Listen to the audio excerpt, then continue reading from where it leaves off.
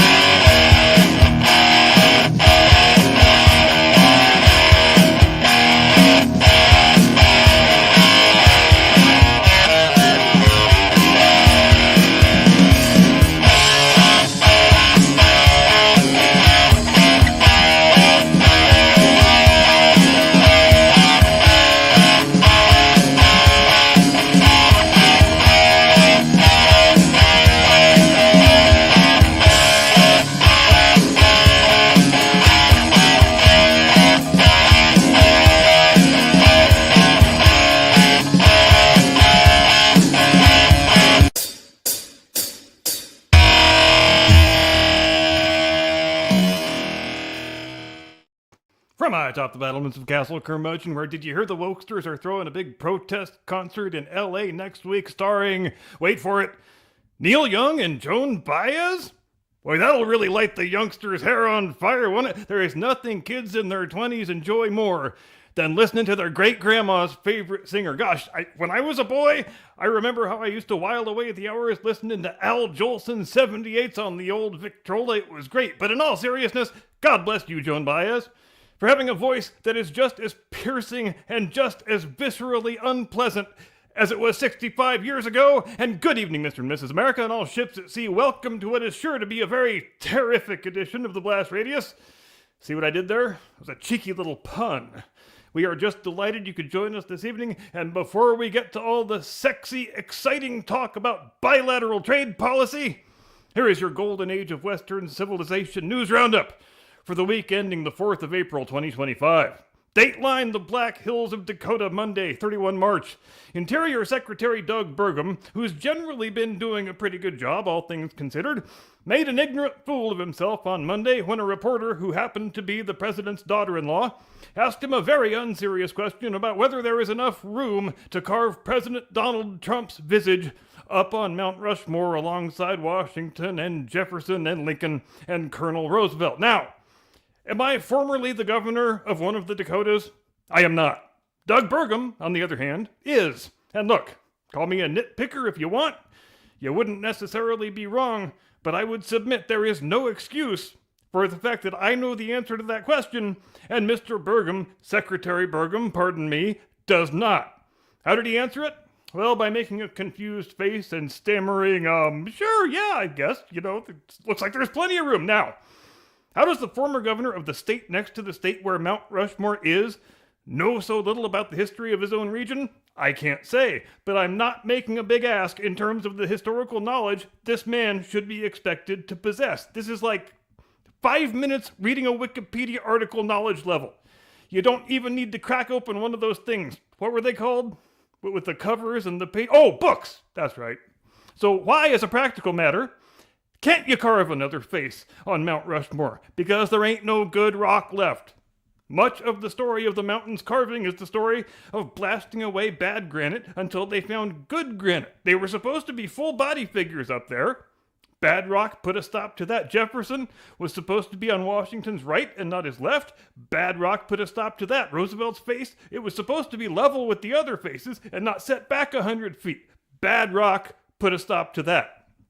The carving that exists today, it's very much unfinished compared to the artist's original intent, but if you get constrained by bad rock, and then in quick succession, the sculptor, Gutzon Borglum, drops dead, World War II breaks out, which means the end of federal funding for the project, so it was decided to just leave the thing the way that you see it now. Now, should the former governor of a state with Dakota in the name be expected to know all that? Yes.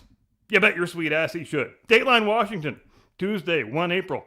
In a story that really should have been an April Fool's Day joke, but sadly was not, Oliver Stone, of all people, testified before Congress on the subject of misinformation relating to the JFK assassination, which is a bit like bringing in O.J. Simpson to testify about how to avoid murdering your ex-wife and her friend with a big fucking knife. Because to the extent that the average American believes all manner of laughable horse shit about JFK, it is because Oliver Stone made it that way. It's because Oliver Stone took a set of historical events and data points, used it as a canvas for the painting of a big, fanciful, fictional narrative, presented it as a work of historical scholarship, and got a lot of low-information fools in the media and the general public to go along with it. Now, as you know, the week before last, we got what is supposedly the last ever document dump of classified JFK files. And was any reasonable academic or researcher expecting these files to contain any shockingly unprecedented information that we didn't know already? No, they weren't, because obviously that wasn't going to happen. Just because something is classified doesn't mean there's a sexy reason for it being classified or a scandalous reason. It doesn't mean it contains some bombshell revelation. Sometimes agencies classify things just because they can, and sometimes they stay classified for reasons that nobody can remember, because the guys who first classified it are all dead, and the guys who kept it classified are all retired, living at the nursing home. But damn it, that is just too mundane. And it doesn't help us get clicks and views. So, you may have seen something pretty shameful going around YouTube early last week when a bunch of channels, who shall remain nameless but should know better, started publishing videos with titles like "Bombshell Tape Proves Oswald Was Innocent." And it was the fakest of all fake news. It was really incredibly irresponsible. Whether it was done out of malice or ignorance doesn't really matter. And what was the supposed bombshell? It was the fucking Billy Lovelady photo. It's a thing that was popular in conspiracy circles for like 5 minutes 25 years ago and got quickly debunked. Is it really possible that all of our professional journalists and all of our Congress creatures are just a bunch of low-information morons? Well, yes. Not only is it possible, it's the actual reality, because the man with less credibility in these matters than literally any other man in the world was brought before Congress to testify as an expert witness. And if you're not embarrassed by that, you damn well should be. Dateline Washington, Wednesday, 2 April. Speaking of low-information morons, we got no shortage of those in the roundup this week, do we, Jim Eagle? Senator Cory Booker made the news this week by wearing a diaper on the Senate floor. Now hear me out here, ladies and gentlemen, because I am about to spin my own little conspiracy theory. So as you may have heard, Senator Booker, Spartacus to his friends, he set the most pointless record in the history of pointless records earlier this week when he succeeded in standing in a place and making words come out of his mouth for 25 consecutive hours. And what did he talk about the whole time? Amazingly, absolutely nothing. Now imagine what it would look like if the most frustrated drama club kid you used to know in high school was told to go up and engage in stream of consciousness stand-up performance art for an entire calendar day, because that is exactly what this looked like. It was like a 25-hour-long teenage girl TikTok video delivered under the dome of our nation's capital and duly entered into the annals of the proceedings of the United States Senate. Now, normally, when a senator does a big, ostentatious exercise in filibustering, they are at least standing in opposition to some particular piece of legislation. They know it's going to pass. They know there's nothing they can do to prevent it passing. So, as a final act of spite and pique and hubris and self-aggrandizement, just because the peculiar rules of this august institution permit it, I am going to stand here at this lectern and inveigh against this monstrosity of a bill for as long as the good Lord gives me legs upon which to stand. But our man Spartacus can't even say that much. He wasn't standing against any bill or any policy in particular. He just thinks that orange man is very, very bad. And he's willing to emote in public about it. A lot. And that has to count for something, damn it. And if one day your great-grandkids should ask you to pinpoint when American politics and government officially jumped the shark from the substantive to the performative, you can say it was Spartacus Booker, April Fool's Day 2025, who rode that fucking jet ski while wearing a diaper. Or a piss bag. You gotta choose, dude. It was one or the other. You did not fast and dehydrate for 3 days so you could get through the enduring trial without having any bodily function. Nobody believes that. And our reporters here at the Blast Radius will stay on this story until I am holding the soiled Depends right here in my formerly nicotine-stained fingers, ladies and gentlemen. You can count on that. Dateline Washington, Thursday, 3 April. A lot of Washington-centric roundups lately. You guys notice that? Anyway, the U.S. Citizenship and Immigration Service, the agency that's tasked with administering the nation's immigration and naturalization services, caused a firestorm of controversy this week and probably launched an entire flotilla of injunctions from woke douchebag judges when they revised their policy manual this week to reflect the Trump administration's right-wing extremist claim that boys have a penis and girls have a vagina. The USCIS policy manual, it's the document that determines what we put on the forms that we have prospective immigrants fill out, which is to say, if you're applying for a green card between 2025 and 29, I think you can expect a more convenient, more streamlined process that involves being asked probably way the hell fewer questions about your sexual preferences and your gender expression. And speaking of gender expression, that will go from being more of a multiple choice exercise to more of an either or thing. You know, there was a similar firestorm of controversy the other week. And by firestorm of controversy, I mean some very angry they-thems made some very angry videos, and the world had a brief chuckle and then moved on about its business. When the State Department, in another act of cruel, shocking bigotry, announced that you will no longer be able to put X on your passport instead of male or female. Now, some might say it was stark raving madness that our government ever fell under the purview of people who were so insane they actually thought X should be a legally permissible descriptor of a person's sex, because that's freaking crazy. Everybody knows X is a social media platform owned by a South African guy who loves shit-canning useless bureaucrats and doing Nazi salutes in his spare time. But as you might expect, the gender non-specific community, is that what we're supposed to call them? I am not calling them the X's, because that's kind of offensive to Malcolm's wife and kids, I think. They say they are not taking this damnable outrage lying down. They are fully prepared to, wave signs and chant some inane slogans, just like they do for every other perceived outrage. You know, I am going to go out on a limb here and say the demographic overlap between the crowd at a Tesla takedown protest and the crowd at a Give Me Back My Ex protest is somewhere close to 107%. It's like that proverbial redneck family tree that's just a trunk with no branches on it. At least that's my scientific opinion, and we, us, are sticking to it. Dateline Washington, Friday, 4 April. Did you ever feel like you're trapped in a city you've never freaking been to? Jesus Christ. Anyway, moving on to this week's wacky Friday comedy story.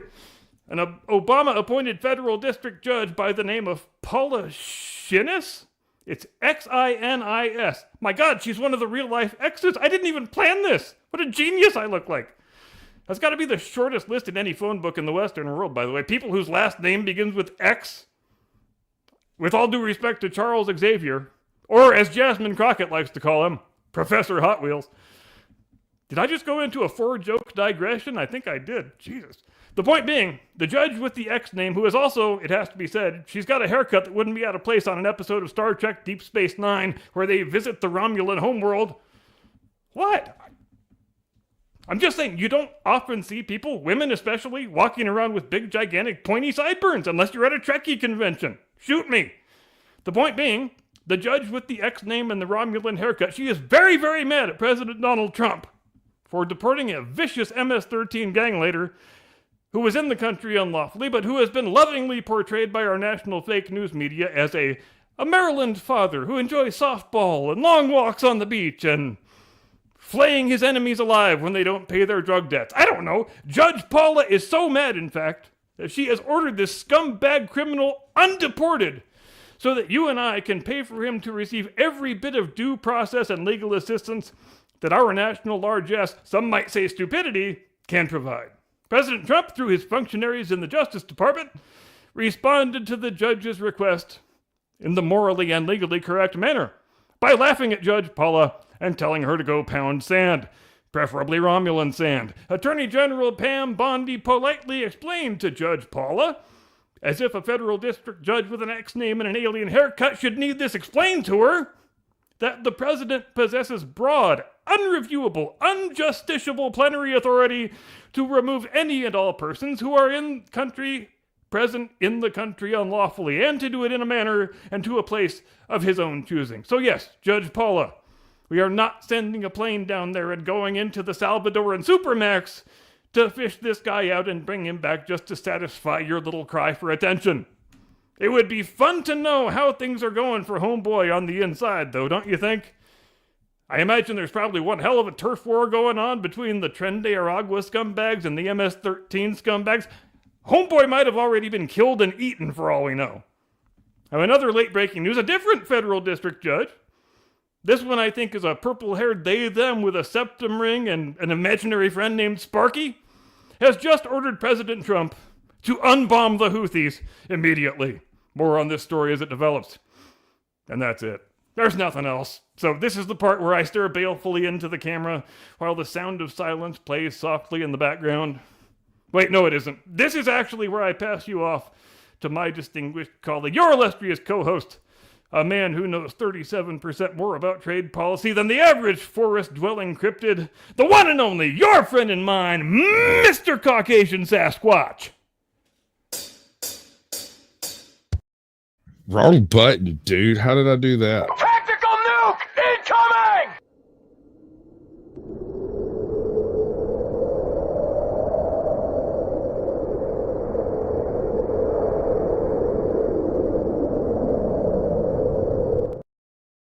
Good evening, ladies and gentlemen. Welcome to the Blast Radius, where this week it's tariffs.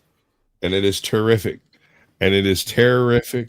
And if you don't understand tariffs, that is quite frightening. But before there were income tax, there were tariffs. And the entire federal government operated off of them.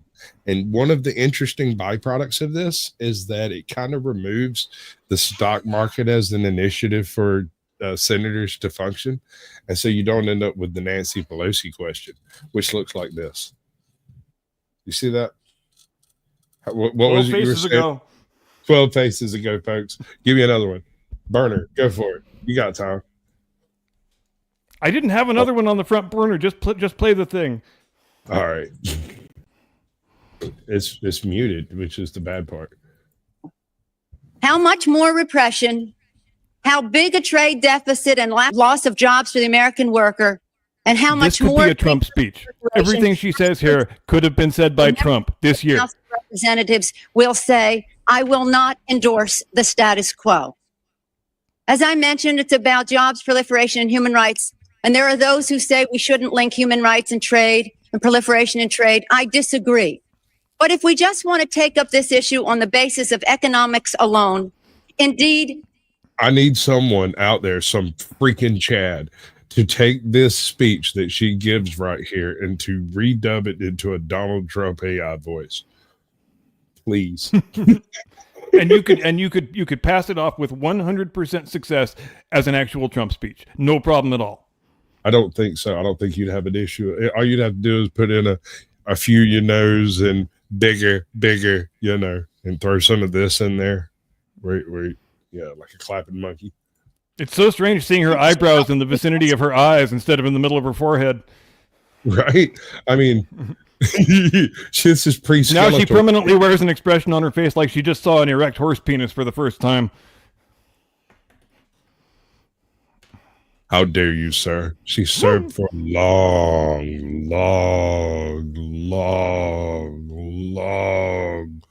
She's our time. most dignified elder stateswoman, and she's really great at playing that stock market, boy. Her and Pauly P, they just, no inside information there at all. They are just really good at swinging those stock trades, baby. I'm just gonna go ahead and give her the slow clap on like the literal precognizance with the stock market. That is amazing, madam. I wish I had a skill like that. Several reasons that I'd like to go into now. I'd like to call the attention of our colleagues to this chart on the status quo that the business community is asking each and every one of us to endorse today. Right now, we have a $34 billion trade deficit with China, the 1995 figure. It will be over $40 billion for 1996. Since the Tiananmen Square massacre, this figure has increased 1,000%, from $3.5 billion then to about $34 billion now. In terms of tariffs, I think it's interesting to note that the average U.S. MFN tariff on Chinese goods coming into the United States is 2%, whereas the average Chinese tariff on U.S. goods going into China is 35%. Is that reciprocal? Exact same thing Trump did in the Oval Office the other day. It's solid gold, baby. It's solid gold. And you can do the exact same thing also with crying Chuck Schumer, because you will recall, because you weren't born 5 minutes ago, that not only did he used to be one of the biggest immigration hawks in the Senate in either party, but he was also a trade hawk, just like Pelosi is talking about being a trade hawk right here. They both were. Yep. And I mean, it's not for nothing. The federal government's not supposed to be attached to any type of industrial complex. It's supposed to operate independent of those things. And yet, here we are. That's the way it used to operate before we tore down all the guardrails about 110 years ago. And we're going to get into that. Is there any chance that we could find an Andrew Jackson out there? Andrew Jackson, please stand up. You are immediately needed at the nearest polling location. Front and center, sir. If you happen to be, Trump would resent not being the Andrew Jackson himself. Well, okay, that's sure. Okay, fine. I'm good. Resent that shit. But you tell Andrew Jackson that shit to his face. I dare you. He's gonna cut you. What's up, Scully? Welcome in, mandatory carry. You know, if Andrew Jackson had never done anything else in his life, what would make him a stone cold badass? The fact that a man walked up and tried to shoot him, the gun jams, and President Jackson proceeds to beat the man within an inch of his life with his cane, and would have killed the son of a bitch if he hadn't been pulled off. If bystanders had not saved the scoundrel. Yes. Innocent bystanders saved the scoundrel. Had bystanders not saved the scoundrel. I think that is a quote. I don't know why it popped in my head when you said that, but it's probable. But China allows certain industries into China, of U.S. Industries into China. Therefore, only 2% of U.S. exports are allowed into China. On the other hand, the U.S. allows China to flood our markets with a third of their exports, and that'll probably go over 40%. And it's limitless. We have not placed any restriction. In terms of jobs, this is the biggest and cruelest hoax of all. Not only do we not have market access, not only do they have prohibitive tariffs. All right. So people ask, how the hell did she hold a Senate seat for as long as she did? And this is how. This is the person that House seat. Californians remember. Yeah, you're probably not wrong. I mean, people, when you set aside that brief, anti-incumbent fervor that existed in 92, 93, 94, incumbents have a gigantic advantage and always have, and especially do in the Senate. And we will get into a lot of things about the Senate because that's where the root of a lot of our problems lie presently, in my opinion. Absolutely. Specifically the 17th Amendment. And I know our longtime viewers are chuckling at me right now because I always manage to bring everything back to the 17th Amendment, but hear me out after we get done watching this. Not only are our exports not let in very specifically, but China benefits with at least from U.S.-China trade. The president in his statement requesting the special waiver said that China trade supports jobs. I think she sounds funnier this way. Jobs in the United States, 170,000 jobs, whereas our imports from China support 10 million jobs at least. Fact is that U.S.-China trade is a job loser. And one of the reasons that is because well, first let me just make another point, and that is that our colleagues on the other side of this issue will say the trade with China, exports to China have increased 3 times in the last 10 years. They have. But they fail to mention that imports from China have increased 11, thereby leading to this huge trade deficit. The other issue, in addition, if intellectual property is a $3 billion loss, technology transfer is in the hundreds of billions of dollars. If you want to sell to China, your products into China, the Chinese insist that you open a factory there. They misappropriate your technology in factories of their own, and then say, we want to see your plan for export. That's as simply as I can say it briefly. But the fact is, this isn't about products made in America. The Chinese want American products that are made in China. And the most serious of these transfers of technology are in the airline industry, where Boeing tail sections of Boeing were mostly made in Wichita, Kansas. Now they are made in Shen province, where workers make $50 a month. And they had the transfer of the technology and the transfer of the jobs has taken place.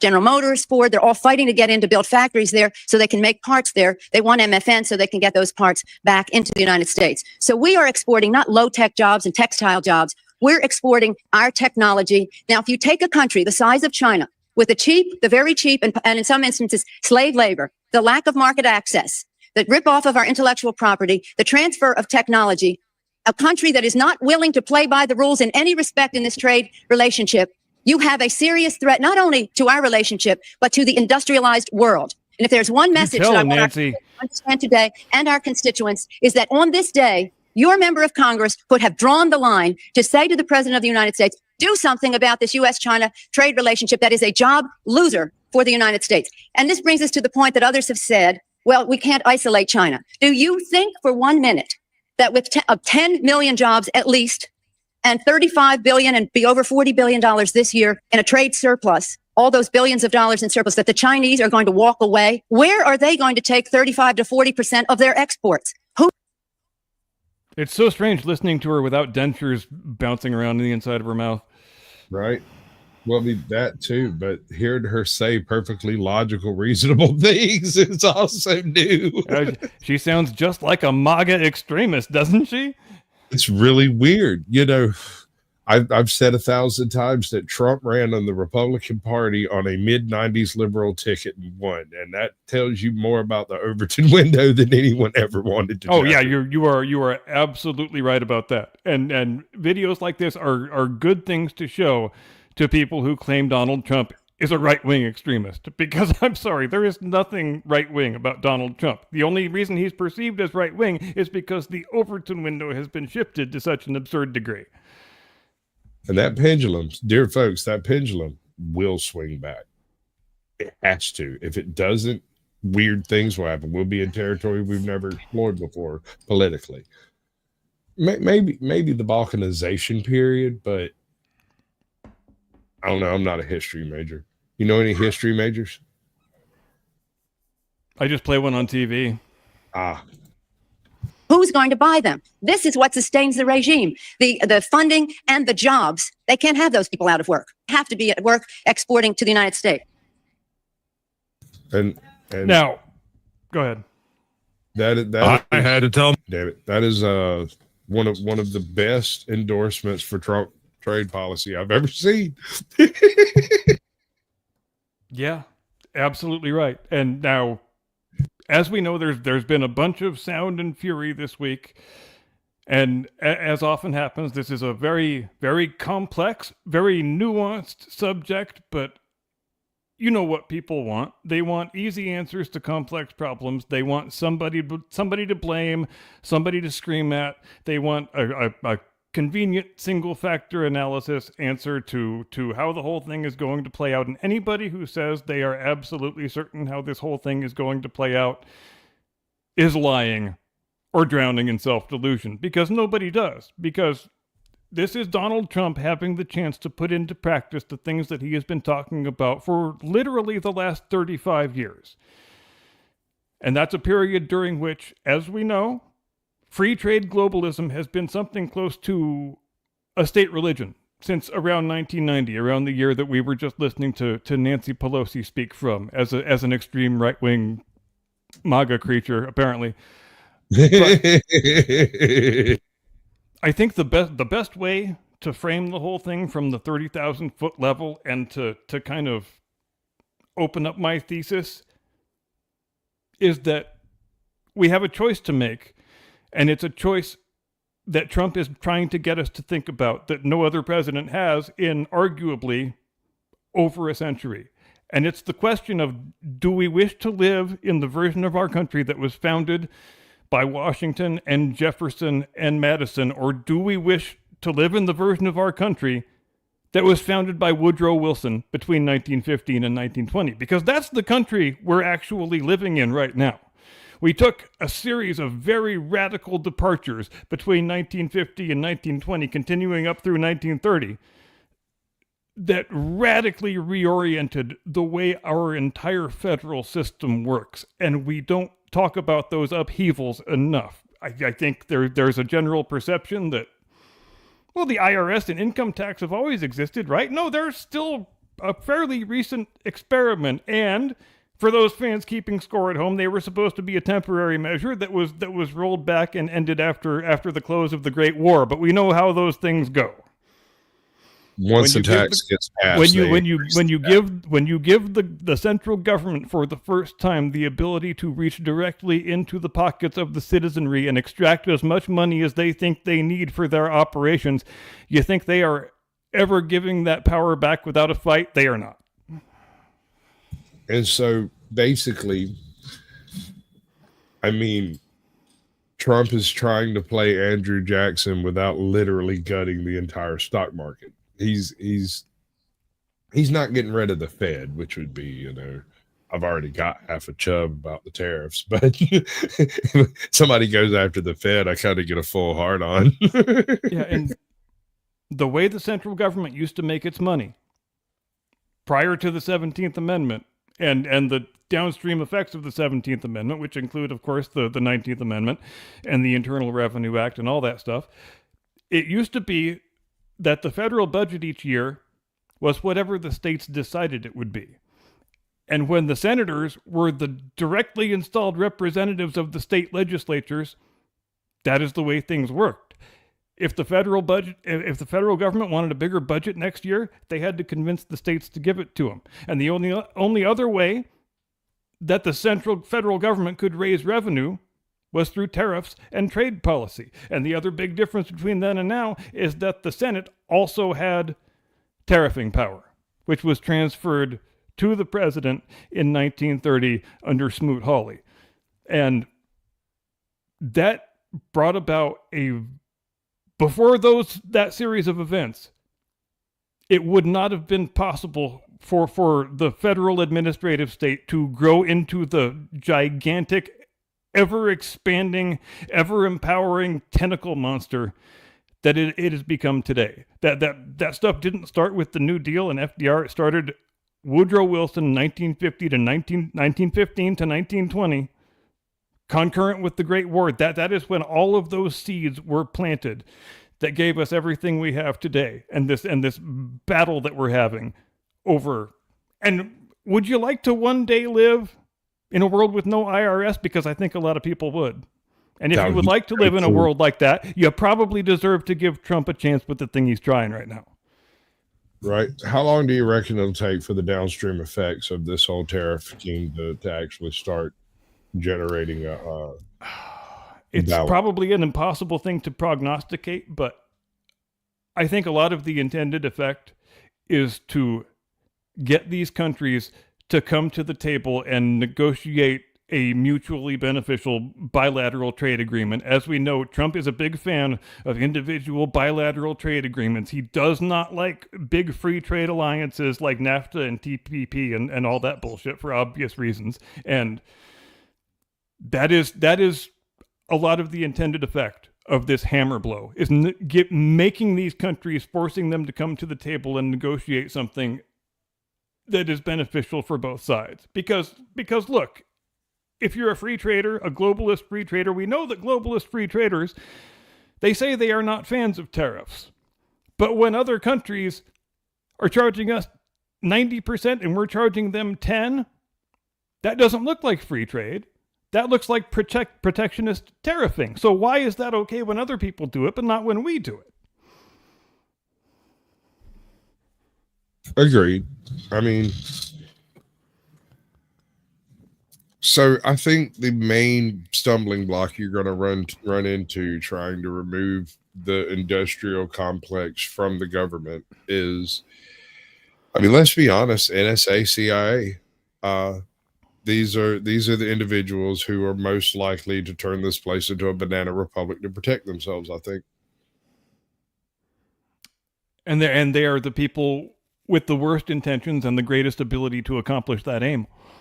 Exactly. And so I was listening to I can't remember who it was, but Alec Baldwin did a little speech a couple of days ago on Twitter, and he was saying that he felt like this period of time is a pre-Civil War type footing, that both political right, yeah, because he watched a Ken Burns documentary, and Alec Baldwin's got the whole thing figured out now, baby, because he's Captain Intellectual.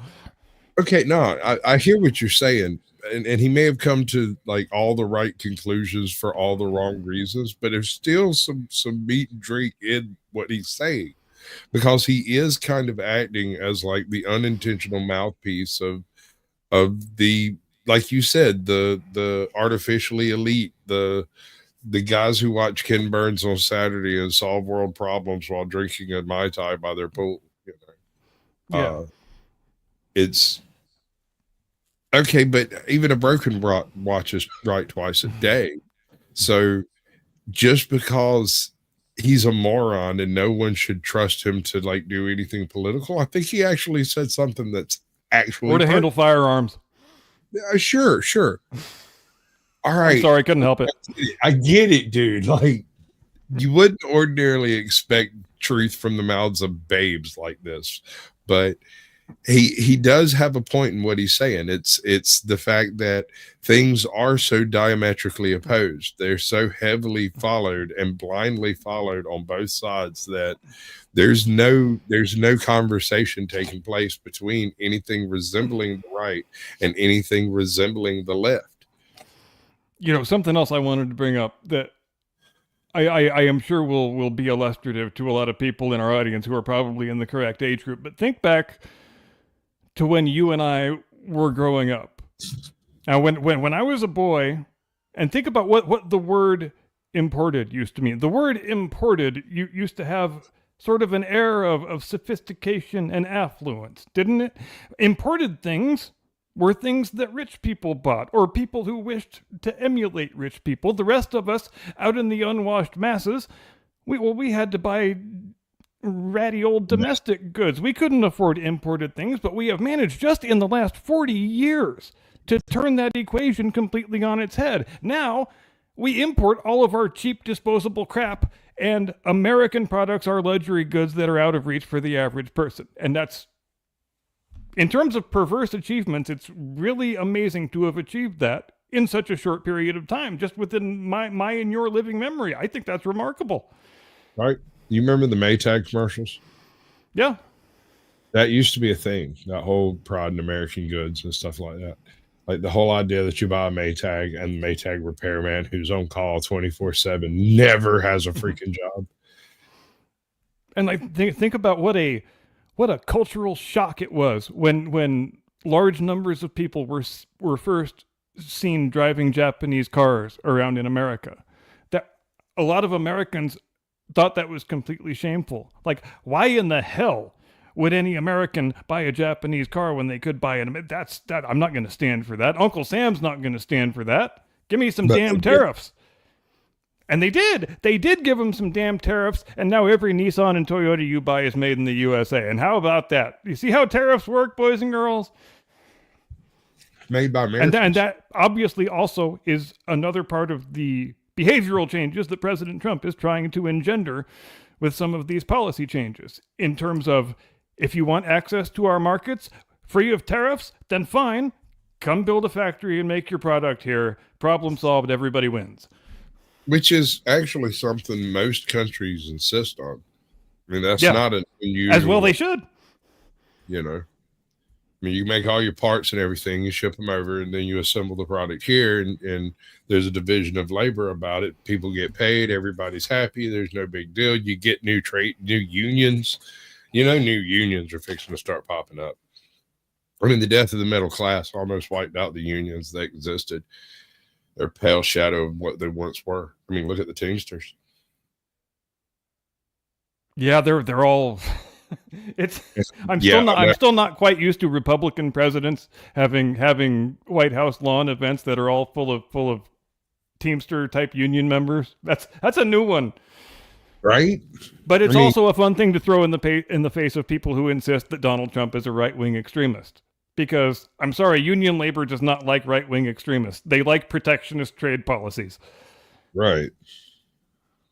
All right. So I got a little something over here, buddy of mine cooked up. Lay it on me. You remember Acorn Stash? Well, he's back from his little hiatus that he had, and I watched the first few minutes of this and was like, oh yeah, we're gonna check this out. So anybody interested? I didn't put it in Captain Curmudgeon's description, but all of these videos are linked in my description, right? Because we're cool like that. Oh, my wife, I couldn't do the dishes anymore because Trump made it illegal for guys to compete in women's sports. Yes. My bad. I'll just take out the garbage, thank you. Oh, mwah. My compliments to the chef. Dude, I love this guy. I subscribed to this dude when he had like 22 subscribers and was using like his kid's freaking gaming mic to record them. He shoots and scores. Yeah, right. No, he hits it out of the park every single video. It's great. Happy Sunday, everyone, and welcome back to the show. I'm your host. Remember, they said income tax was only temporary. Until the next time, friends. Yep. Acorn. We're gonna end that. We're gonna end that shit in 1918, baby. Yeah, it's over as soon as this war is done. Yep. Great weekend, and that you're ready for today's show of Laugh While the World Burns, where we show some of the highlights of the idiocracy that is modern day society. If you enjoyed this series, please help support the channel and enjoy today's show to the end. And share this video with your family, friends, and social media. We have a lot of good memes and some idiocracy news today, so let's get into it. The weakest men compete with girls. The weakest minds celebrated. Yeah. Excellent. I like it. I can live with this. This is acceptable. Yeah, to say the very least. And just like that, the left and mainstream media forgot all about egg prices. Is this true? I don't watch TV. Matter of fact, I don't have a TV. And they forgot about Signalgate, too. I should have said about the Signalgate? What was that? See, exactly. I don't know what you're talking about. You're gonna have to explain. Oh no, the thing with the idiot Atlantic columnist who got added to the group chat before the Houthi strike. They I they really gave it the college try for a good 7, 8, 9 days, trying to whip that up into a scandal, and then the tariffs happened, and the kitten had a new laser pointer to chase, so we'll never hear about that again. right? But I was sitting around thinking when that was going on, I was like, what kind of a moron actually publishes that? Why don't you just sit quietly in that group chat and just like release tantalizing tidbits rather than hard hitting shit, Or why busted. don't you alert someone that you've been added to a group chat that you shouldn't be in the interest of national security? That is true, but as a journalist in the world, and I was thinking from his perspective, you know what I'm saying, like an elite globalist, elitist type. I still would like to know the actual story of how that happened. I think we're entitled to know that much. Oh yeah, that'll never happen. Egg prices this whole time. Me refusing to affirm your delusions is not a form of violence. Thank you. That is literally one of my taglines is I do not have to participate in your delusions, madam. We can be friends, we can have conversations, we don't have to actually kill each other, but I don't have to participate in your delusions as long as you put forth enough. Do you remember the first time you ever saw a viral video of a wokester arguing with a non-wokester, and the wokester suddenly says, "Your words are doing violence on me"? God, I remember the first time I saw one of those, and all right, so I can't remember the first viral video like that, but I do remember the first time I realized these people were serious. I ran across a chick in a library back in like freaking 2012 or so, and there was an argument going on between some like hardcore holes in the knees redneck kid with like one broken boot heel and this really well-appointed black chick, and she was chewing him out for being every form of ist and phobe you could possibly imagine. It was very entertaining to watch because homie sat there with his hands in his pocket, a big old wad of dip in his lip, and his Cooter Brown hat turned a little bit sideways with the hook on it. You know that kid with his little slapper on with his fingers, thumbs hooked in his pocket, and just stood there, and she spieled and stopped to take a breath, and he went, "Well, fuck you." But That's all it is left. It really is quite astounding that there are so many people who seem to actually firmly believe that they have the right to demand that other people speak their own native language in a manner that is of their choosing. That actually makes no sense according to the rules of the language, but you have to do it because if you don't, my feelings might get hurt, and then you're doing violence on me. I mean, that is a very serious manifestation of mental illness right there. I agree 100%. And I also know that it's part of the deconstruction of language into action, attempting to make there be no difference between saying the thing and having actually perpetrated the act. I had a conversation the other day, just yesterday, about the level of corruption that success brings. Does success equal corruption? Does having money equal being corrupt? Are these things interchangeable and whatnot? And I brought to the table the fact that, okay, well, what about voice actors? They're paid to say stuff. Is it wrong if I say stuff? I mean, you could say anything you want in a studio sitting in front of a mic, but is it any more or less culpable than what you say when you're sitting on a park bench? I don't understand. I'm a little confused there. If there is anything that these people are really, really good and successful at, it is weaponizing semantics. Sure.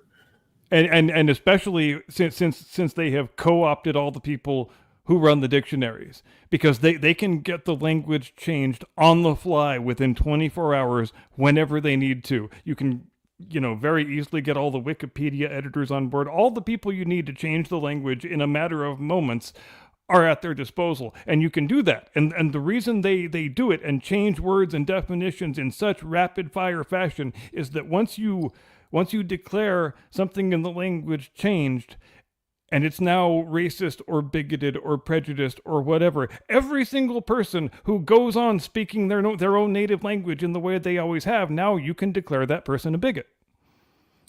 Yep. And that is the whole objective of the exercise, is just to enable yourself to call more people bad people and the names that you wish to call them. Well, I mean, that's essentially the propaganda that's being laid in front of us, is the whole divide and conquer scheme. Not only do you divide people male and female, but also believers and non-believers, secular, non-secular, white and black, Mexican, this, that, the other thing, you know, whether or not those people are fundamentalist or, elitist or whatever. Then you've got the financial divisions across all of these different things, and suddenly you have an absolute soup of animosity and aggression that's reflected back and forth. And that people that goes back to the Obama strategy, and they were successful with it a couple times, and so they are still hooked on it, and they're not ever going to go away from it, no matter how many times they lose. The Obama strategy says, as you were just alluding to, that you subdivide the electorate into a certain number of identity or grievance groups, and then each election cycle you just mix and match the identity and grievance groups until they add up to the number of votes you need, and Bob's your uncle. You win every time. Home free. Right. I wonder what the next trigger point is going to be. Let's check it out. No, them trying to force people to do so is a form of violence, though, because they are literally trying to force their will on others. What people think paying taxes is like, what it's actually like. Yeah, that sums it up. That's another thing. If the federal government would actually use our tax money responsibly, I don't think people would have as much of an issue paying it. But the fact is, they just pissed that shit to the wind. Remind me again, how much infrastructure actually got built off that $1.2 trillion infrastructure bill? Bueller. Yeah. Hey, Stacey Abrams, where'd that $2 billion go, sweetheart? I don't remember where it was that I got the quote, but somebody miswrote that in one headline for 20 billion, and that's what ended up in the ticker one night. And I copied it, I think, straight off the AP. And so I had a 20 billion that's wrong. That's totally wrong. I don't remember. That's just a zero. Right? Shit happens. Damn it, Lorenzo. So tomorrow is Monday again? I can't keep living like this. I can definitely feel that. Anyone want some sugar-free sugar? Now just...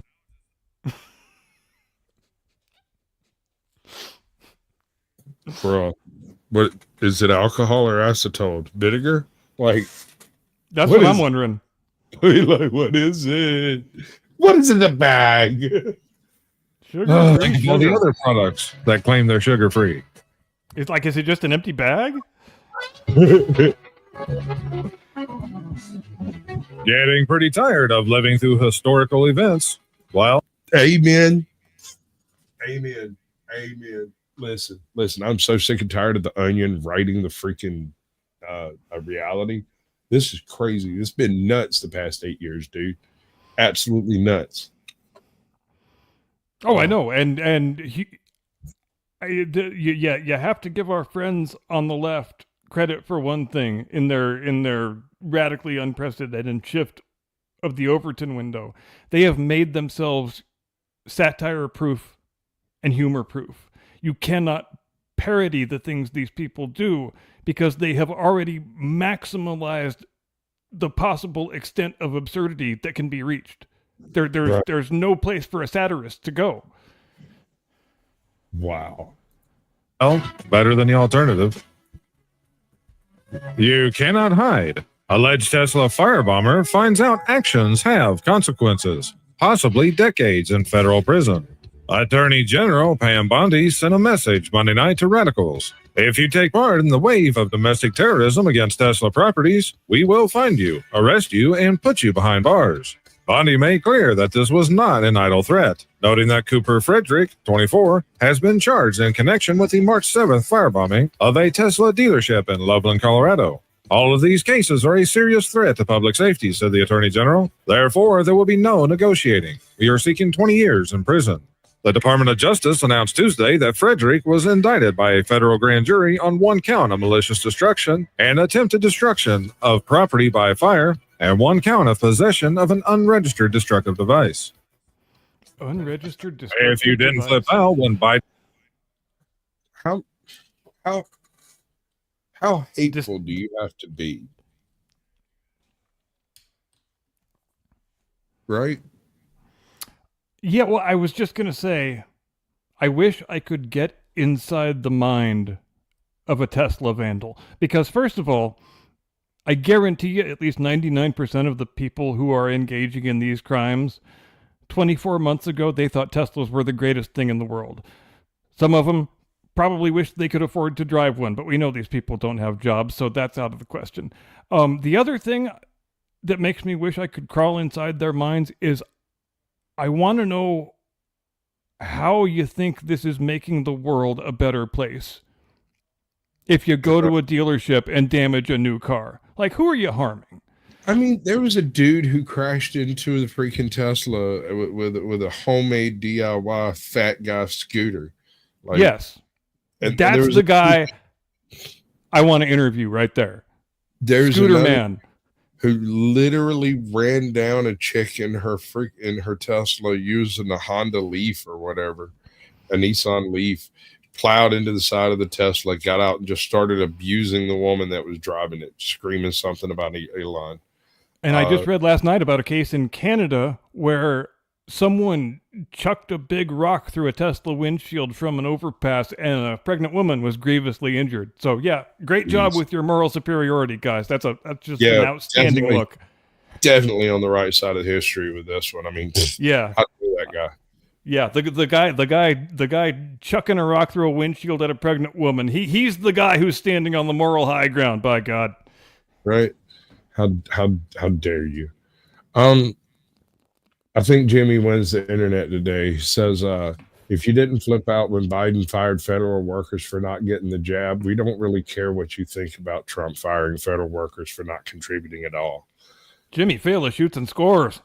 All the way from the 3-point line, brother. Yeah, Biden nothing to fired net on federal that one. workers for getting a... We don't really care what you think about Trump firing federal workers for not contributing anything. Lying with statistics. We interviewed 1,000 people that have played Russian roulette before. 100% of them survived the game. Conclusion: Russian roulette is completely safe to play. Yeah, no, that's how. Look, there's a few of these Panelverse people out here, and I won't name names. Wizard knows them all. Who will go and dig up the most deflated rag of an issue of some random freaking Teen Spirit catalog from 55 years ago and quote some trash out of a Cosmopolitan or something, and studies say such and such and blah blah blah, and then throw that stuff on the Panelverse as if nobody's going to back check them, you know. But the reason this is so hilarious is because that is exactly the self-same kind of logic that our mainstream fake news media actually engage in every day, and they think we don't know because they think we're idiots. Yeah. Oh yeah. It's very true. The media often uses this same tactic. They just don't make it as apparent.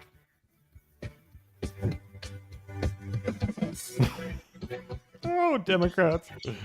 Disney remakes, original cartoons, live action remake, Tinkerbell, The Little Mermaid, Tarzan.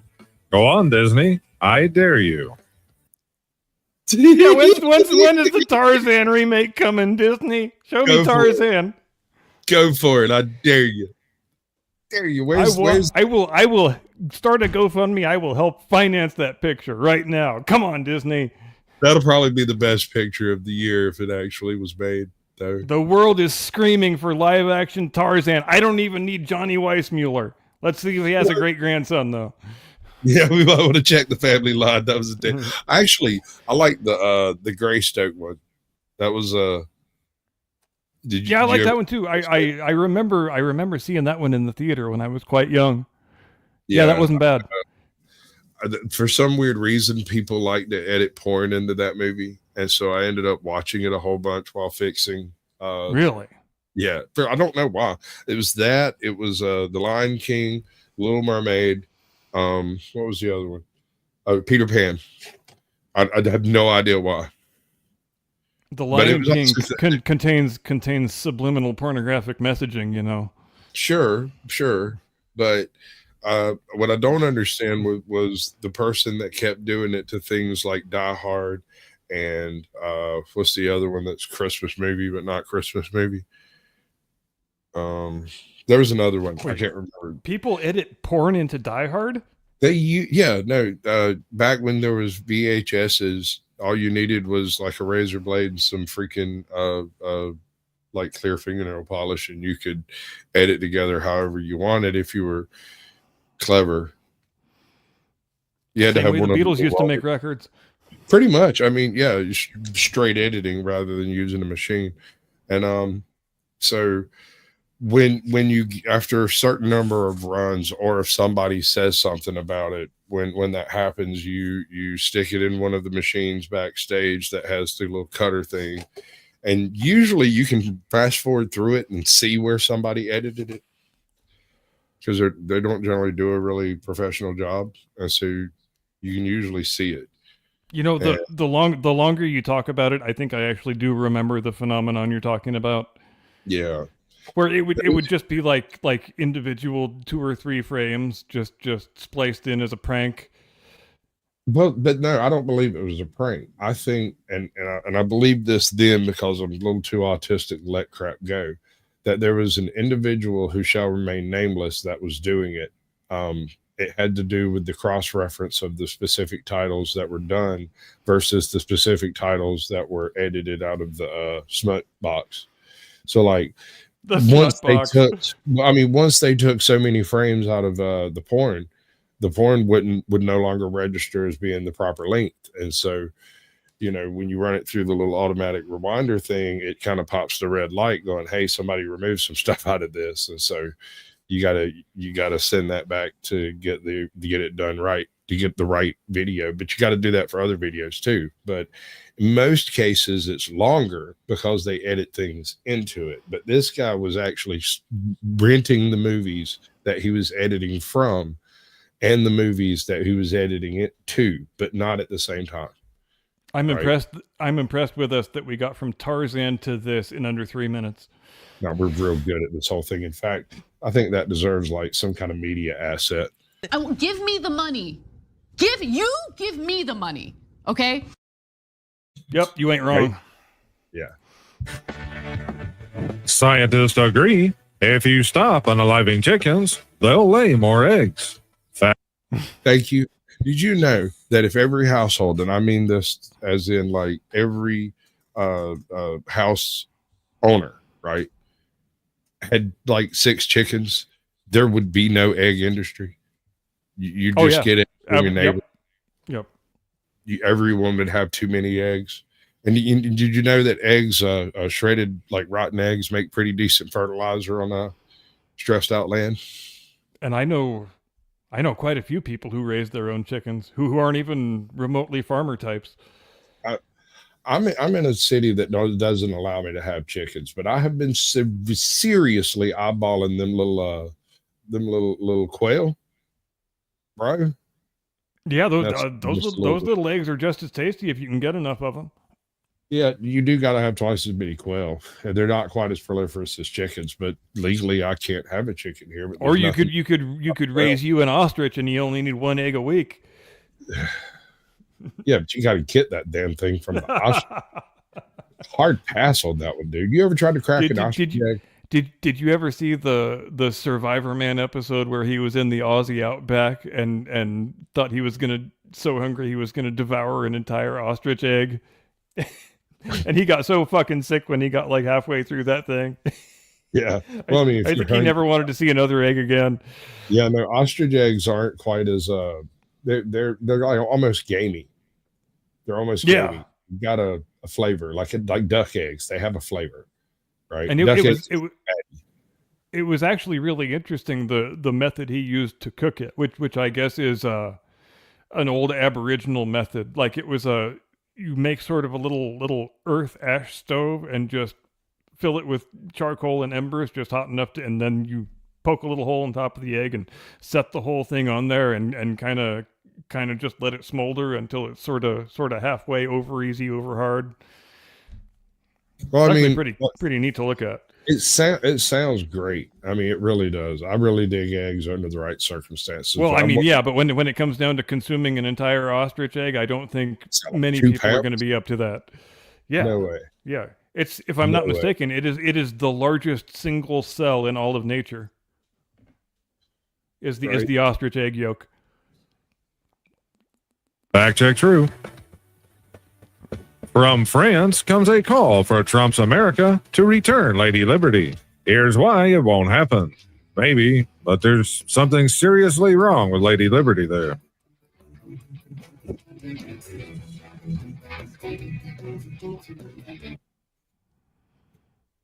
Yeah. Explain yourselves. What happened? I'm just saying, explain yourselves, people. Listen, that kid. I'll stop. I'm going to go on a rant if I don't. Oh God, I know. No, go on the rant. Come on the rant. All right, guys. When we get out there, remember to spread out and be as annoying as possible. With all the right. Yeah, we've all got to stop at the same fucking flash foods at 2 a.m. You bastards! All I want's a little gas and a slushy. Oh God, and you the so many cities, the woke city councilors just keep trying to bombard you with bicycles just to piss off people who are normal people who drive cars. Oceanside, for example. Oceanside, the main coastal strip, they made it so the entire right-hand lane is able to be used by fucking bicycle people. And what do you think they do? They use that entire damn lane. So basically, the major thoroughfare through the middle of town has been reduced to 1 lane each way. And they tell us that's an improvement. They tell us that's something we should be celebrating as we're sitting in traffic, burning more and more and more fossil fuels. Tell me how that math pencils out, because I don't know. It's a 15-minute city. Eventually, they were convinced that you wouldn't be able to afford the gas, so you'd have to take, I don't know, bitches, build trolleys. Do public transit, like do it right and stop jerking around about it. They want so badly to live in a world with no cars, and they think they can just brute force social engineer their way into the utopian future they envisage, but they can't. All they can do is make people's lives a living hell, but they're really good at that. I will. They are really, really, really good at that. So the worst experience I had with one of these weird blue-haired weirdos, right? I live here. I've lived here my whole life, and apparently, in some places, a right turn on red is a non-starter. Like you can't do that. But here in Georgia, right turn on red is fine. Yeah. You have to come to a complete stop, and it becomes a yield. And a lot of it. I thought you could do that everywhere. A lot of it has to do with the shape of the curb, right there. It kind of tells you whether or not you're permitted to do it, because there'll be like a little micro yield lane there for you to take. I mean, you will occasionally see one that says no right turn on red, but there's usually an obvious reason why they made it that way. Right. So oh no, not my eggs. You can't have my eggs. What's up, Oklahoma? Good to see you. So you and me are gonna have words, sir, if you come for my eggs. Right. This chick follows me through a red light, chases me down to the gas station. I'm standing there getting gas, so she walks over and starts screaming at me for taking a right on red. That's illegal. She called the cops. I was like still getting gas when the cops showed up, and she started screaming about me doing that. It was such a weird, surreal experience, because I didn't even realize she was talking to me for like the first 5 minutes, because I was just minding my own business and hadn't done anything wrong. Did you do something that inconvenienced her in some way, or she just didn't like the right turn you made? As far as I know, what caught her attention, and I actually talked to one of the cops that talked to her later, because I was very interested. Her issue was that I took a right turn on red, which is illegal in New Jersey, apparently, or something like that, and yada, yada, yada. And so she pumping your own gas. Right. She followed me and then decided to be angry that I was driving a 4-wheel drive vehicle and got really upset because when she said, "Is that four-wheel drive? You shouldn't be driving a gas guzzler like that." I said, "It's really going to upset you when you find out it's supercharged." And it just set her off on a whole other level. And she went back to her car and she screamed at somebody in the car for a while. And then the cops showed up and she screamed at the cops for a little while. And one of the cops managed to get her calmed down enough to explain that, look, in Georgia, it's perfectly legal for you to yield on a right turn at red. It's fine. He did nothing wrong. And the whole time I just go in and pay and like get in my truck and drive away. She actually called the popo. She called the cops trying, I don't know, super Karen of the year. If I had known anything was I'm going glad you said it before me, because I was trying to think of a euphemism other than that, and I could not. right. If I had thought about it, I would have filmed it, but it didn't occur to me at the time because it was such an out of place experience. I just didn't. It didn't cross my mind to pull out my phone and record this madness. I was gone before I went, shit, there went 1 million views. That never crosses my mind, ever. Right. Right. Like the absolute last thing I think, if I'm in some kind of unusual emergency situation, is I need to freaking pull out the magic rectangle and start taking video. Yeah, but you're a YouTuber, dude. Like, it's I like know. I know. I'm terrible at this. right? Me and you both, bro. Me and you both. Well, the videos that I see on YouTube, you would actually think that this is kind of how the conversation goes. Republicans explaining what happened to their career after voting no on the CR. I woke up and chose violence against the Red Hats today. I will wake up to choose violence against the Red Hats every day. Look at that woman's eyes. Listen, we can fix this entire problem in one generation. Gentlemen, it's time to set this entire thing straight. Stop sticking your dick in crazy. It would solve a lot of problems. I will give you that. Freedom out. Single generation. We will literally be uber meech the following generation. No matter how inviting it seems at the time, it's not worth it. Right. You'll never look at candy corn the same way again. Ladies and gentlemen. Oh, I Mr. love President. that. It's a beautiful thing, ain't it? It's great. I saw one. Oh, Lady Curmudgeon showed me one the other day that I really liked. It was I don't know if it was an AI or an edit or what the fuck you're supposed to call it, but it was the guy before Trump goes on camera and he's sitting at the desk and the guy's got the brush and he's putting the makeup on and it shows him holding a bag of Flamin' Hot Cheetos and dipping the brush in. I've seen that. That's fantastic. I love that. Oh, I laughed and laughed.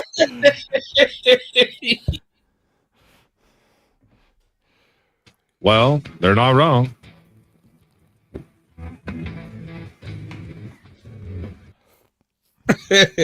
Be transparent. Show us your income. Fine. Now it's your turn. Nope. That's fascism. Stop it, sir. How did you get rich, Bernie? How'd you get 3 houses? Right? How you doing, Pocahontas? What's your income tax statement looking like over there? Just out of curiosity. Never had a job outside government. Where'd those riches come from, anyway? Yeah. See, yeah, we're gonna get to the bottom of that. See. Border crossings drop 90% after Trump crackdown. Was it something I said? President Trump's crackdown and rhetoric seems to have impacted the border as a Mexican National Guardsman patrols empty land by the wall. Crossings, detentions, and the number of migrants in New York City shelters have all dropped dramatically.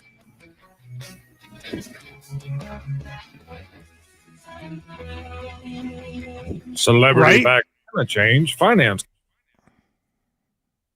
I want to know when we get the Epstein files, but you want to know what I want more than that? I want to know when the enemy saboteur Mayorkas gets hauled before Congress to answer for his crimes. The man received no pardon. A lot of our children are dead because of him. We would like to see him answer for his crimes, and I think I speak for all of the direct state stakeholders across the country when I say that. I would like to see that man hauled before the Homeland Security Committee and under oath one more time. Have him claim that he was engaged in a good faith effort to enforce this country's border security laws. And if he tells the lie again, indict his fucking ass for perjury, is all I'm saying. But no, dude, I want you to like let it go. Tell me how you really feel. I'm done. Celebrity-backed climate change finance company is bankrupt after Democrat-linked co-founder arrested for $145 million fraud scheme. A climate change finance company that was backed by big-name celebrities has filed for bankruptcy. The bankruptcy follows the arrest of the company's co-founder for allegedly attempting to defraud investors of $145 million. That's what all of that stuff is for. While Democrats are calling for violence in the streets, again. Jesus Christ. Wait, you mean green energy's just been a grift this whole time? Well, I mean, God yeah, damn it! sure. There goes my whole idealistic view of the world. I thought they really wanted to save the planet, All right, so which is hear why me they're firebombing Teslas. Hear me out. Now listen. It's not a total loss. It did induce a huge amount of investigation, industrialization in the battery industry.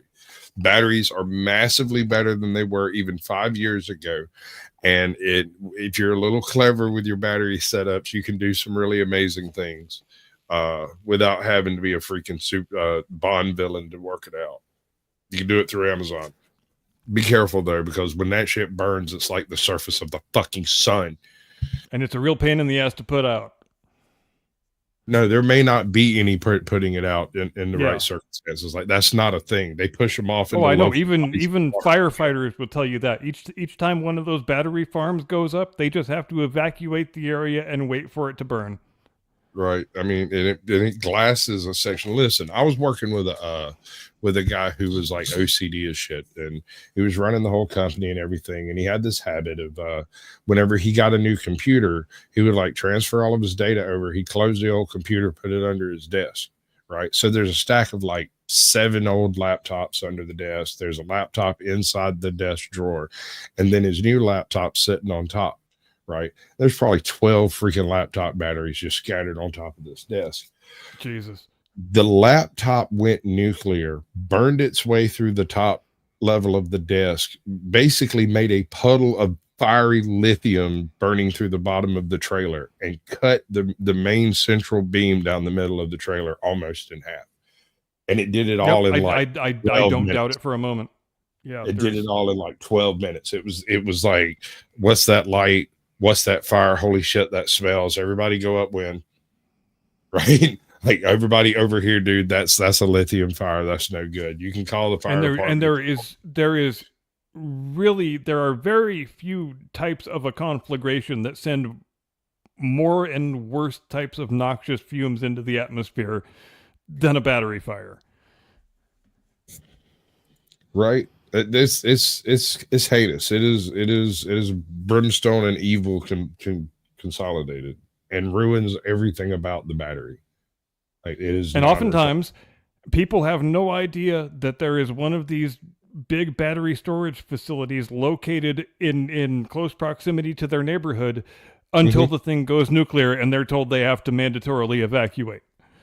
All right, I want to object to the term goes nuclear. Nuclear is one of the safest sources of power in the world. If you're really considering going green, nuclear is the way to go, and utilize daughter reaction elements for her additional power generation. And like, Well, yes, and of course that is the one fact that makes the biggest stark raving hypocrites of our friends who supposedly love the climate and the environment. Because there is only one form of emission-free energy that we are capable of making at present, and it just happens to be the best and most efficient one. The only accidents that have occurred due to human error. There has not been in the United States one single life lost ever in a nuclear power accident. not directly. Yeah. You're correct. I mean, you could make the argument about the Demon Core, but that was obviously human error. You don't use a screwdriver to separate critical elements. Then that was not a nuclear power accident. That's a nuclear research accident. Sure. Yeah. No, I saw the distinction you made right out the gate. Well, I was thinking more in terms of operational power generating facility, like the 3 Mile Island incident. For sure, example. sure. I get you. But I was also thinking about the Atomic Boy Scout who built a breeder reactor in his mom's shed. Right. The amazing thing is that they actually kept using the Demon Core after it had killed once. That still blows me away. I mean, it's still valuable. It's exactly what it was designed to do, to be honest. Oh, yeah, I know. Do you have any idea how much more valuable refined plutonium was than gold in 1946? Are you even kidding me? It's probably incalculable. It is probably actually calculable, but like in the same way that the megatonnage of a nuclear weapon is calculable in TNT. I mean, technically. Right. Me reacting to everything these days. Pretty much. I mean, the Onion's writing reality, so I'm good with it. My reaction to almost everything these days. I told you so. That's pretty much true. And there's a lot more eyebrows, Amelia. I'm afraid things are going to change direction. Guess we'll see. Liberal women be like, I know my the recommended age to use a Ouija board is 8 years old. So you need to be 21 to drink alcohol, but only 8 to summon demons. Same thing. Explains everything.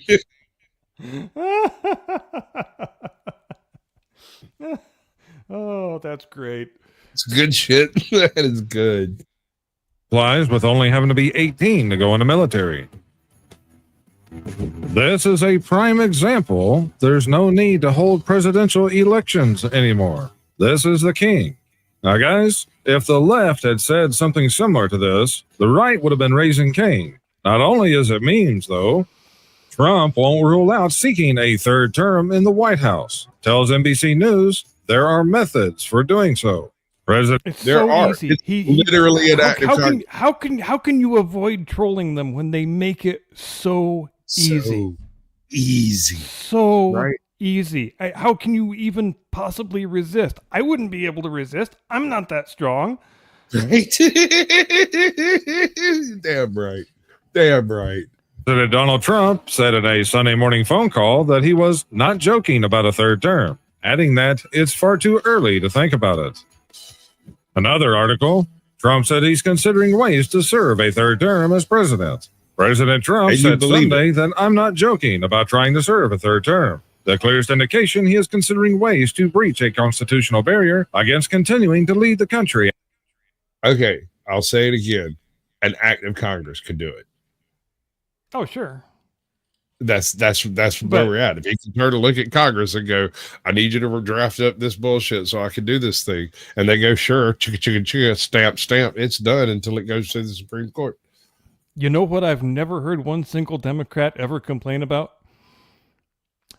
Do you think the average voter knew in 1932 that they were electing Franklin Roosevelt president for life? Because I'm guessing they didn't.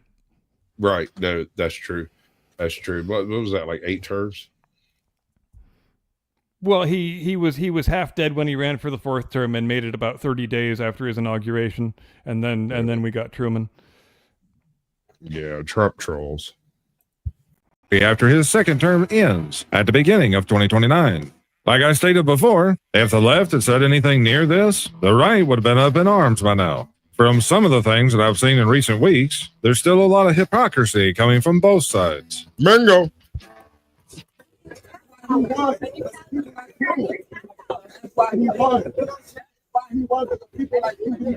I love this one.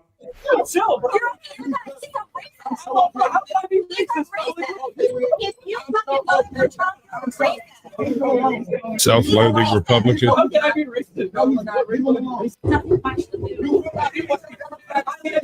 you watch the news? Homie has a Trump hat in his hand. You see Now, that? Can you? I wonder if anybody has ever seen this woman and your red light right turn Karen in the same place. It might be the same Karen, because all she has to do is ride the train with someone who's a complete stranger who's not doing anything to bother her. But he is wearing a piece of headgear, the sight of which makes her so enraged that she has to verbally assault him for the rest of the train ride. And then when his stop is reached and he just wants to innocently get off the train and make his way home, she follows him and attempts to physically assault him before, of course, gloriously face planting on the train platform in a fantastic case of a person getting their exact correct comeuppance. Well said, sir. Take a lap.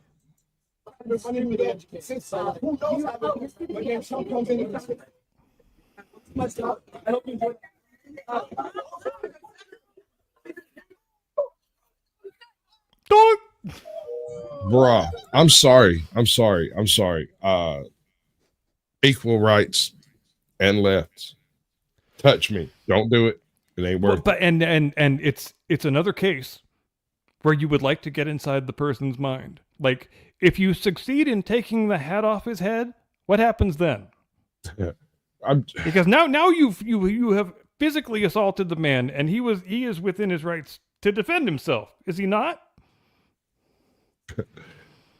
I mean, yeah, that's what I'm saying. The second you touch me, you have taken your own decisions into your own hands. You've made all the decisions that's now cause and effect. It was an act of great conviction for him to actually flee the scene, and I admire him for doing it.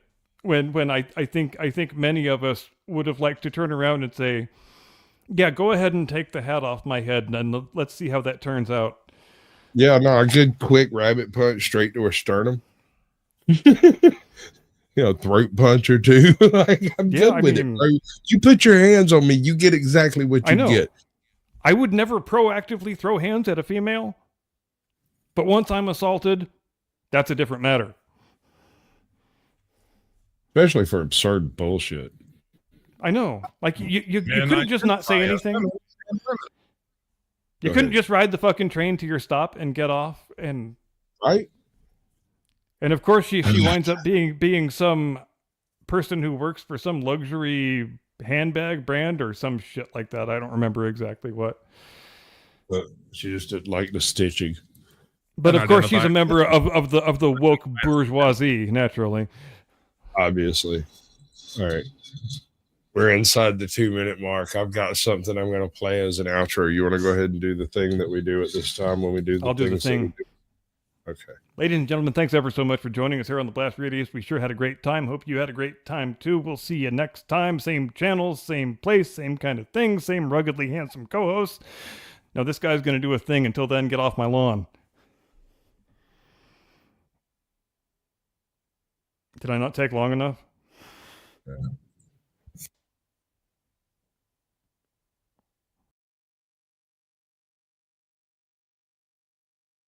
The Cat in the Hat by Dr. Seuss. The sun did not shine. It was too wet to play. So we sat in the house all that cold, cold, wet day. I sat there with Sally. We sat there, we two, and I said how I wish we had something to do. Too wet to go out, too cold to play ball. So we sat in the house. We did nothing at all. So all we could do was sit, sit, sit, sit. And we did not like it, not one little bit. And then something would bump. How that made us jump. We looked, then we saw him step in on the mat. We looked, we saw him, the Cat in the Hat. And he said to us, "Why do you sit there like that? I know it is wet, and the sun is not sunny, but we have lots of good fun that is funny." "I know some good games we could play," said the cat. "I know some new tricks," said the Cat in the Hat. "A lot of good tricks. I will show them to you. Your mother will not mind at all if I do." Then Sally and I did not know what to say. Our mother was out of the house for the day. But our fish said, "No, no, make the cat go away. Tell the Cat in the Hat you do not want to play. He should not be here. He should not be about. He should not be here when your mother is out." Now, have no fear, said the cat. My tricks are not bad, said the cat in the hat. Why, we can have lots of good fun if you wish, with a game that I call Up, Up, Up with a Fish. Put me down, said the fish. This is no fun at all. Put me down, said the fish. I do not wish to fall. Have no fear, said the cat. I will not let you fall. I will hold you up high as I stand on a ball, with a book in one hand and a cup on my hat. But that is not all I can do, said the cat. Look at me now, said the cat, with a cup and a cake on the top of my hat. I can hold up 2 books, I can hold up the fish, and a little toy ship, and some milk on a dish. And look, I can hop up and down on the ball, but that is not all. Oh no, that is not all. Look at me now. It is fun to have fun, but you have to know how. I can hold up the cup and the milk and the cake. I can hold up these books and the fish on the rake. I can hold the toy ship and the little toy man. And look, with my tail I can hold a red fan. I can fan with the fan as I hop on the ball, but that is not all. Oh no, that is not all. That is what the cat said. Then he fell on his head. He came down with a bump from up there on the ball. And Sally and I, we saw all the things fall. And our fish came down too. He fell into a pot. He said, I do not like this. Oh no, I do not. This is not a good game, said our fish as he lit. No, I do not like it, not one little bit. Now look what you did, said the fish to the cat. Now look at this house, look at this, look at that.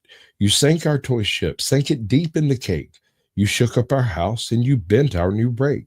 You should not be here when our mother is not. You get out of this house, said the fish in the pot. But I like to be here. Oh, I like it a lot, said the cat in the hat to the fish in the pot. I will not go away. I do not wish to go. And so, said the cat in the hat, so. I will show you another good game that I know. And then he ran out, and then fast as a fox, the cat in the hat came back with a box, a big red wood box. It was shut with a hook. Now look at this trick, said the cat. Take a look. Then he got up on top with the tip of his hat. I call this game fun in a box, said the cat. In the box are 2 things I will show you now. You will like these 2 things, said the cat with a bow. I will pick up the hook, and you will see something new. 2 things, and I call them Thing 1 and Thing 2. These things will not bite you. They want to have fun. Then out of the box came Thing 2 and Thing 1. They ran to us fast. They said, how do you do? Would you like to shake hands with Thing 1 and Thing 2? And Sally and I did not know what to do, so we had to shake hands with Thing 1 and Thing 2. We shook their 2 hands, but our fish said, no, those things should not be in this house. Make them go. They should not be here when your mother is not. Put them out, said the fish from the pot. Have no fear, little fish, said the cat in the hat. These things are good things. And he gave them a pat. They are tame, oh so tame. They have come here to play. They will give you some fun on this wet day. Now, here is a game that they like, said the cat. They like to fly kites, said the cat in the hat. No, not in the house, said the fish in the pot. They should not fly kites in a house. They should not. Oh, the things they will bump. Oh, the things they will hit. I do not like it, not one little bit. Then Sally and I saw them run down the hall. We saw those 2 things bump their kites on the wall. Bump, thump, bump, down the wall in the hall. Thing 2 and Thing 1, they ran up, they ran down. On the string of one kite, we saw Mother's new gown. Her gown with the dots that are pink, white, and red. Then we saw one kite bump on the head of her bed. And those things ran about with big bumps, jumps, and kicks, and with hops and big thumps and all kinds of bad tricks. And I said, I do not like the way that they play. If Mother could see this, oh, what would she say? Then our fish said, look, and our fish shook with fear. Your mother is on her way home, do you hear? Oh, what will she do to us? What will she say? Oh, she will not like it to find it this way. So do something fast, said the fish. Do you hear? I saw her. Your mother is near. So as fast as you can, think of something to do. You will have to get rid of Thing 1 and Thing 2. So as fast as I could, I went after my net, and I said with my net, I can get them, I bet. I bet with my net I can get those things yet. Then I let down my net. It came down with a plop, and I had them at last. Those two things had to stop. Then I said to the cat, now you do as I say. You pack up those things and you take them away. Oh dear, said the cat, you did not like our game. Oh dear, what a shame, what a shame, what a shame. Then he shut up the things in the box with the hook, and the cat went away with a sad kind of look.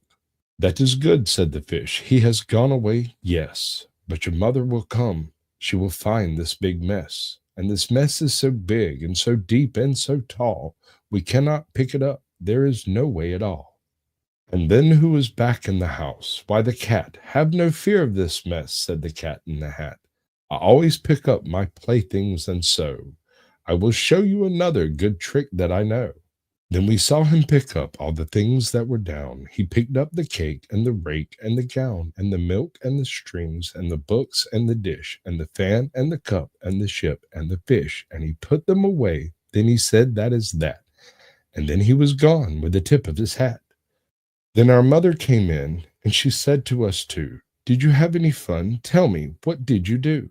And Sally and I did not know what to say. Should we tell her the things that went on there that day? Should we tell her about it? Now what should we do?